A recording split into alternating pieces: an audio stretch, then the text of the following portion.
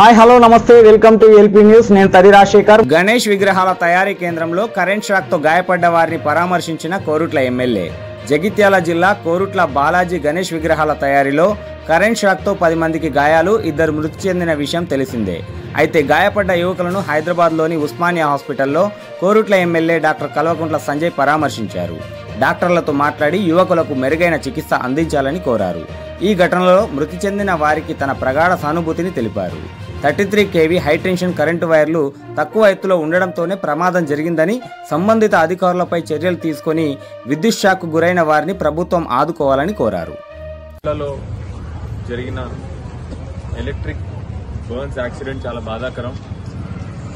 33 kV line చాలా కిందికుండి 10 మందికి ఇవాళ యాక్సిడెంట్ జరిగి దాంట్లో 2 మరణించడం జరిగింది. మిగతా 8 మంది కూడా సీరియస్గా ఉన్నారు.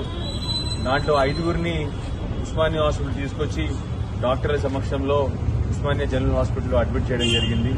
ఒక 2 జగిత్యాలలో ఉన్నారు, ఒక పేషెంట్ కరీంనగర్లో ఉన్నాడు.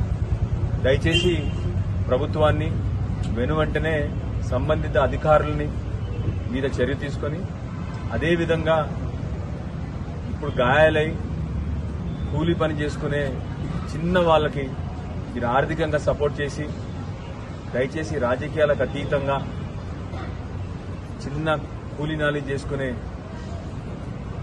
వీళ్ళకి ఆర్థిక సాయం చేసి వాళ్లకు సరైన ట్రీట్మెంట్ చేయించాలని చెప్పి ప్రభుత్వాన్ని, మెయిన్గా ఎలక్ట్రిసిటీ డిపార్ట్మెంట్ వాళ్ళని, ఎలక్ట్రిసిటీ మినిస్టర్ బట్టి విక్రమార్క గారిని దయచేసి రిక్వెస్ట్ సరైన, ఎందుకంటే ఇద్దరు చనిపోవడమే కాకుండా దీంట్లో కొందరికి ఇప్పుడు చూస్తున్న పరిస్థితుల్లో వాళ్ళకి చేతులు పోయే పరిస్థితులు కూడా ఉన్నాయి. చాలా లాంగ్ ట్రీట్మెంట్, చాలా మందికి 3rd degree బర్న్స్ జరిగినాయి.